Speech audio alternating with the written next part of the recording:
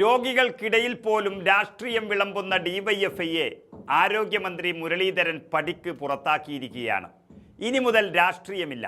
പൊതിച്ചോറിനൊപ്പം കൊടിയും ഫ്ലക്സും വെച്ച് രാഷ്ട്രീയ മുതലെടുപ്പ് നടത്താൻ പാടില്ല എന്നാണ് മന്ത്രി അറിയിച്ചിരിക്കുന്നത്. ശരിക്കും പറഞ്ഞാൽ അവരുടെ പാർട്ടി ചർച്ചയിൽ തന്നെ സജീവമായി വിമർശനങ്ങളിൽ ഒന്നാണ് ഡിവൈഎഫ്ഐ വെറും പൊതിച്ചോറിൽ മാത്രം ഒതുങ്ങിയെന്നും മറ്റുള്ള പ്രവർത്തനങ്ങളിൽ ഒന്നുമില്ല എന്നുമുള്ള സത്യം.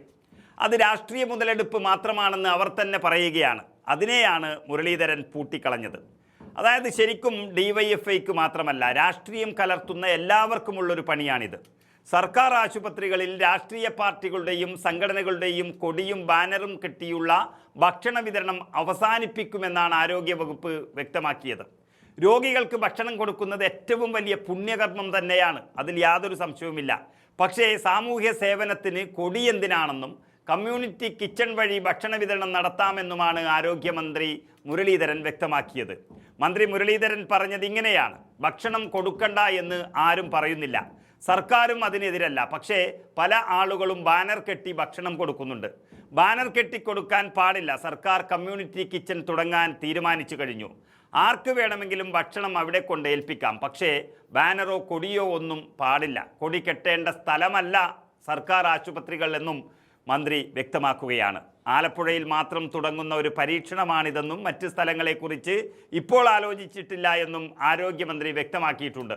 ഡിവൈഎഫ്ഐ ആണെങ്കിലും സേവാഭാരതി ആണെങ്കിലും അതുമല്ല യൂത്ത് കോൺഗ്രസ് ആണെങ്കിലും ഭക്ഷണം കൊടുക്കാം. ആശുപത്രി കോമ്പൗണ്ടിനകത്ത് കൊടിയും പാർട്ടി പേരും വച്ച് അങ്ങനെ കൊടുക്കുന്നത് അനുവദിക്കാനാകില്ല.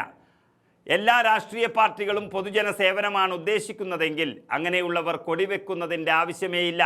കമ്മ്യൂണിറ്റി കിച്ചണിൽ ആർക്ക് വേണമെങ്കിലും ഭക്ഷണം കൊടുക്കാം, അതാണിനി നിയമം. പല സംഘടനകളും ഇത് നൽകുന്നുണ്ടെങ്കിലും ഇത് ഡിവൈഎഫ്ഐക്ക് മാത്രം വലിയ തിരിച്ചടി എന്ന് പറയുന്നത്. അവർക്കിപ്പോൾ മറ്റൊന്നിനും അറിയില്ല. സമരങ്ങളും മറ്റു പ്രവർത്തനങ്ങളുമെല്ലാം അവർ മറന്ന മട്ടാണ്. ആകെയുള്ള ഈ പൊതിച്ചോർ വിതരണം വലിയ ബാനർ കെട്ടിയും കൊടിനാട്ടിയുമൊക്കെയാണിപ്പോൾ നൽകുന്നത്. അതവരുടെ പാർട്ടിയിൽ തന്നെ വിമർശനവും ഉയർന്നു കഴിഞ്ഞു. എന്നാൽ മറ്റുള്ളവരാണെങ്കിൽ ഇരു ചെവി പോലും അറിയാതെ കാരുണ്യ പ്രവർത്തനം നടത്തിക്കൊണ്ടിരിക്കുന്നു. അതുകൊണ്ട് തന്നെ ആരോഗ്യവകുപ്പിൻ്റെയും മുരളീധരൻ്റെയും വരാനിരിക്കുന്ന കർശന നിയമങ്ങൾ ഡിവൈഎഫ്ഐയുടെ ചങ്ക് തകർത്തു എന്ന് തന്നെ പറയാം.